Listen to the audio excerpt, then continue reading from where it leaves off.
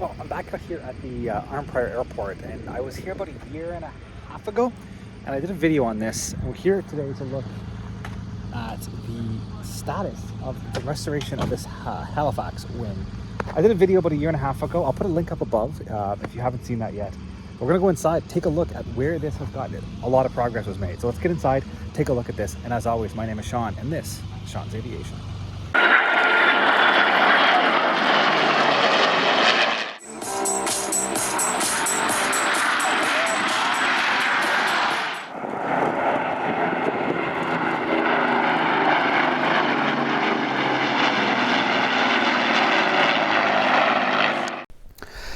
Now, I did happen to notice as I was editing this video, I never did a proper introduction with the gentleman who was giving me the tour.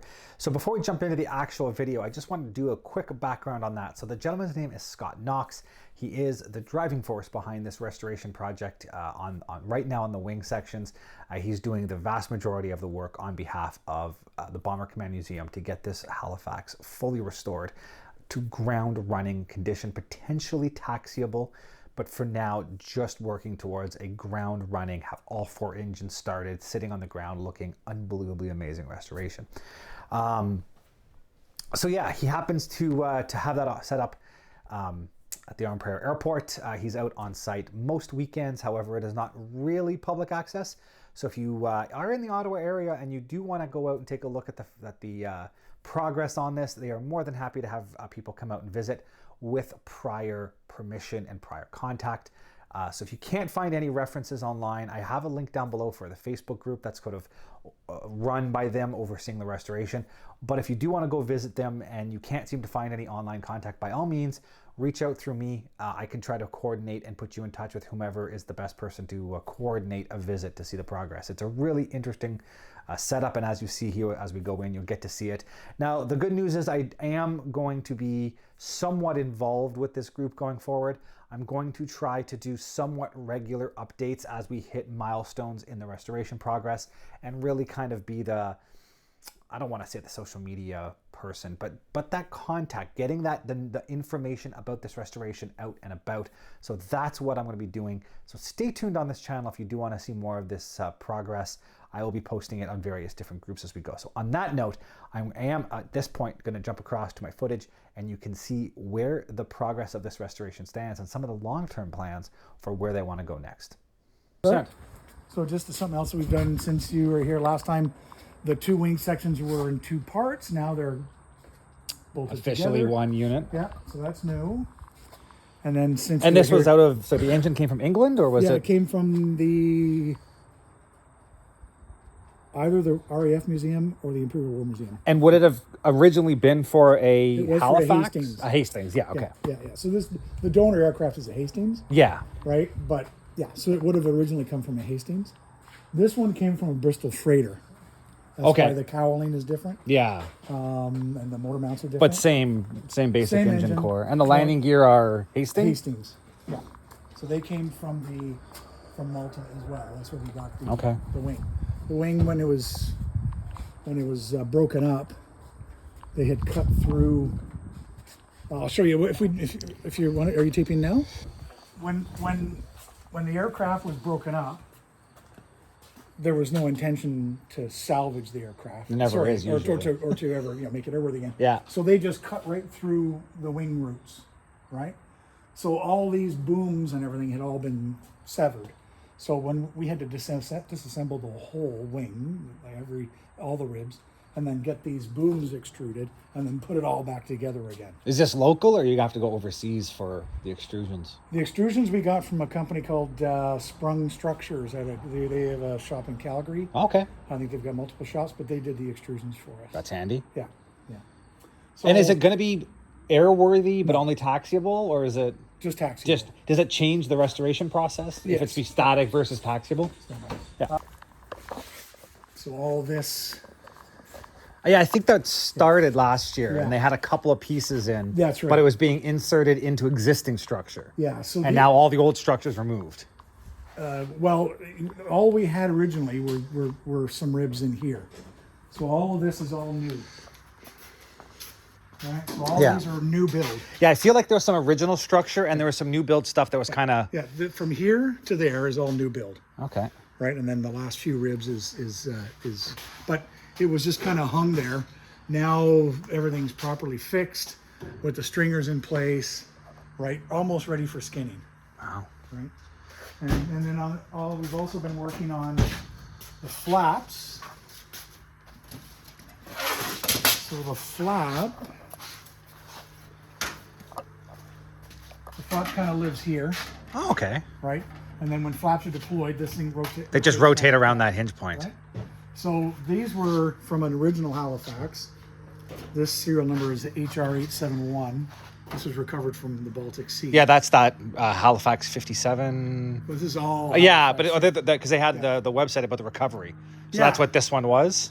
That was one of them. Okay. Yeah, we've done a few. Okay. That was the latest one. I think I've only ever followed the recovery of one, so that's interesting. Yeah, well, we were also involved in NA337, The one in Trenton. Okay. So we were involved in the finding and recovery of that aircraft, but there's a long story, political story behind There them. always I don't know is. if I have to go into detail there. But yeah, so we found enough parts from here to make all the tooling that we needed to create these parts. Oh, wow. So all hand hammered and everything? So these are all hand hammered, yeah. So then we'll make up a jig, and we'll start to And do the that's flaps. the center point? That's the center of the aircraft. Yeah. Wow. So this is basically against the fuselage? That's the fuselage. On both sides? That's right. So from... It's a lot narrower than I thought it would be. It's not that wide, is it? It's deep. I know it's really It's deep, deep. but I didn't catch how It's not narrow that it is. wide, you're right. Feels like the Lancaster was a bit wider inside. Smidge, but not much. Really? I think it's just more of an oval. With this is... Yeah, they're very similar in scale and... I've never been inside, but I plan at some point to go to Trenton and do the tour and through the inside of the one in Trenton. Yeah. And I know it's on my bucket list, but it's 3-hour drive and trying to find time with kids and my wife to let me disappear and play even more than I already do. Is that a mold to cast landing gear? Yeah, so the Trenton project used that to mold the covers for the gear. In real life, during wartime, they were magnesium castings. I was going to say they're solid or hollow, I believe, magnesium. Those are hollow, but those are not Halifax, those are Hastings. Okay. So you'll see that they're quite a bit shorter than those ones are. So the motor mounts and everything else are quite a bit different between the two types of aircraft. So the NA337 is basically a tubular arrangement with a plastic cover. But during wartime, that was a magnesium casting like that, only different. Solid magnesium or hollow, whatever, however they do it. So they don't do well in water. And so we just kind of... I mean, magnesium doesn't tend to do well at all. Yeah, exactly. So we'll do the same thing that they did in Trenton, which is kind of fake it. And as I was saying, like when you're restoring this, the going for full static versus runnable / taxiable, that changes. Sure. Because if we have 4 running engines, we have to make sure that they don't come falling off and hurting somebody. Yeah. And it has to be sturdy enough to take whatever loads. The structure has to be the structure. You can't fake any internal structure. We don't want to. And I mean, we could, but we want to stay as truthful as we can to the original, right? So, we could have just faked this, but we're trying to stay as original as we can. I mean, it'd be kind of cool to have it. The flaps can come down and stuff can move. Yeah. If you go that far, but yeah, time and money, right? Yeah, well, exactly. That's right. That's right. But if we can have a taxiable, that's kind of the goal, right? That's the goal. That's fancy. So the outer wing panels, are they? They're in 2 other hangars. 2 other hangars? Yeah. Well, I guess it's not a lot of space for everything. And no, and one of them's going to go to Nanton anyways. At least that was the original plan. You get random pieces out here. Yeah, that was the original plan. Cylinder heads? Yeah, so today you're going to witness us moving this sea can. We got this can a few weeks ago. It came with the motor and all this good stuff. So, long story short, when the guy delivered this, he wasn't able to put it on that pad. So today we're going to move this over there, and we've taken some of the stuff out for now. Just and this is a Mark III, correct? There's bits and bobs in here. But the one you're working on restoring will be a Mark III when it's. Mark 375. Yeah, We the don't know later which. version with the nose, not an early version. That's right. Yeah, yeah. Not the Merlin version. Okay. It'll be a Hercules version, right? Mark 3 and above. Yeah. So this is the underside. We don't know what the serial number is on this one. Is that lower fuselage, tail wheel? Yeah, this is the underside. Yeah, the tail wheel would Okay. go here. The cupola for the rear turret would be right about here. Okay. Right, and this is what's left of a rear spar for the horizontal stabilizer. Okay. And fuel tanks? Fuel tanks. There's a piece of the rudder there that's standing up. Okay. And again, at the back, in the back corner, is another piece of horizontal stabilizer. Okay. Yeah. And So those are motor mounts. okay. And I'm assuming this will basically just be pattern work. You're not going to use any of the structure. No, but yeah, it'll be patterns, and the drawings are good, but having the real thing in 3D. I mean, it's always amazing when you can sit here and see. Yeah. You know. How they put it together. Well, not just but I mean like 1944. I'm assuming paint. Yeah, like, that's always the fin flash. We'll take it out later, but you can still see the red and blue fin flash on the rudder. It's hard to see right now, but oh yeah, I can. Yeah.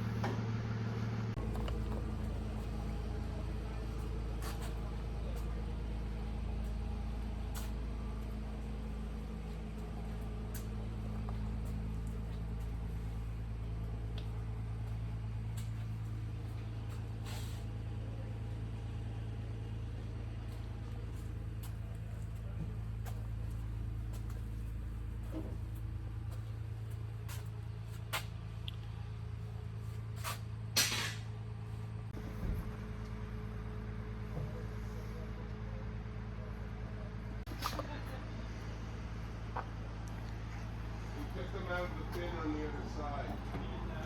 Yeah.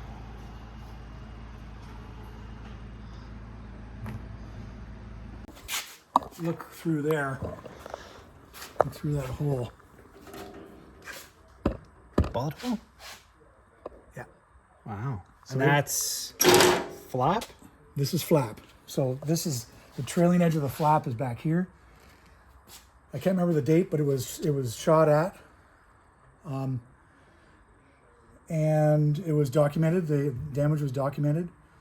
A week later, they made some minor repairs. A week later, it went on operations, and it was gone to Hamburg and was coming back. It was struck by lightning and crashed in the Baltic. So they never repaired the They damage. never repaired the damage. They just flew it because it was a They just flew it. non-structural component of the airframe. There's Yep. no need to waste the time putting a patch No. on it. And you can see it came. that way. What's weird because this is curled in though. Well, yeah, but it was on a wicked angle, right? So it kind of blew out the top and rolled it in on the bottom. Yeah. Yeah, and you can see it here, eh? Oh yeah, you can clearly see that's all Yeah. blown inwards. Yeah. That is. Isn't that wild, eh? Yeah. Yeah, and we figure, and you can see, Looks what, 20 mil probably? I think it was 20 mil. Looks a bit big for a Yeah. Well, no, 7.62 they would have had? 7.62 and 20 mil? I don't know if it was 7.62, but here's another one. Here's another one here. Oh yeah, that's a right? good chunk, eh? And then so there's the cannon, and then there's the two smaller caliber here. So it probably was a 109. Bill would remember. Yeah, because that's about the orientation you would see of a Yeah. center barrel cannon with a 20 mil. Exactly. Or the machine That's guns right. on top. Single cannon, two small caliber. Yeah. Wow. Yeah. Yeah. I'll ask Bill.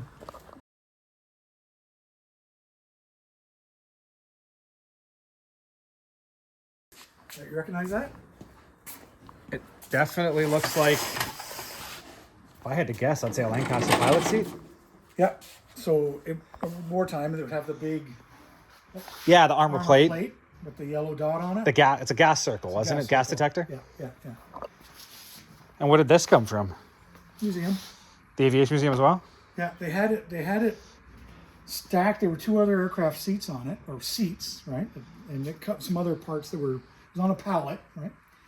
And I couldn't quite see the whole thing, but I saw this. I recognized that. And I just did a very quick look and went, that's a Lancaster seat. Buy it. So there were 2 Anson seats on it. So I got the 2 Anson seats. That came in the shipping crate. So say there's that green seat that was out. No, that's Halifax. That's a radio operator. Okay. Yeah, magnesium. And I asked the this. Anson seats are back there, but I asked this last time I was here, and he wasn't 100% sure. Is that a CF100 canopy? yes, Okay. plunk. Yeah, everybody thinks it's a T30. No, the T30. I could tell right off the bat it wasn't a T33. Yeah.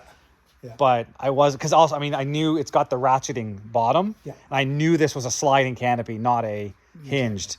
And that's where, like, it feel like one CF100, but I mean, there can't be too many of these sitting in private hands. Actually, this came from Bill from Hobby Center.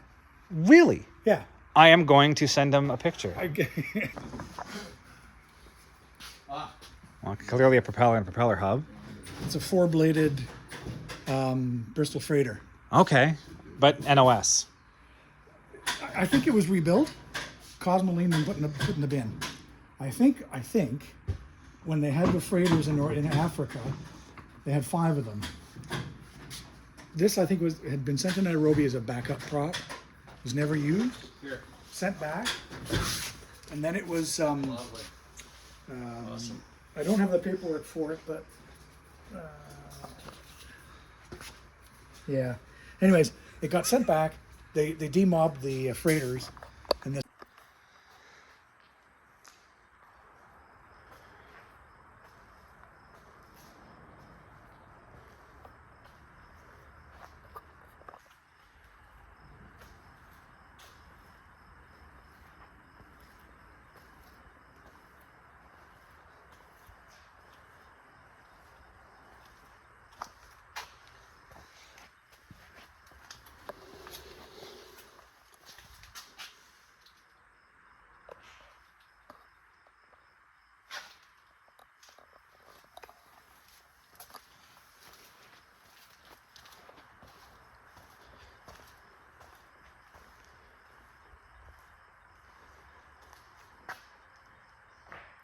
Would it just close the door?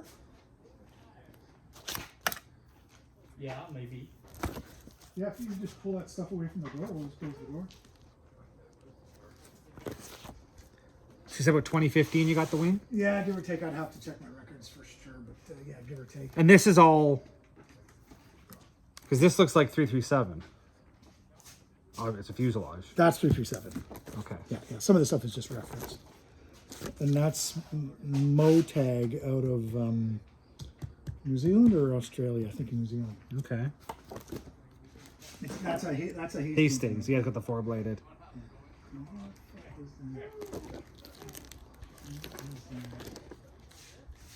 But I mean, the wing structure was basically the same. Yes. Yeah. Pretty well. There are differences, but most people, like the Yorkshire Air Museum version is same as this. It's a Hastings. But yeah, I think there's only 2 original Halifaxes in the world, right? There's the one that's in the RAF Museum that's crashed. That's right. And then there's the one in Trenton. That's correct. And then there's, I guess, bits and pieces of this one. That's right. Yeah, because the other one's done up as Friday the 13th, isn't it? That's correct. That's the one that's a Hastings that's been... That's correct. Yeah. Yeah, it's got some... So this will wrap up the visit out here at this time. I will be back. I want to be doing more of these videos, as I mentioned. I'm going to try to get out here on a regular basis, keep everyone updated on where we are, and just get my hands dirty once in a while and lend some help with this restoration project. So on that note, stay tuned. More content is coming. Thank you all for watching. We'll see you next time.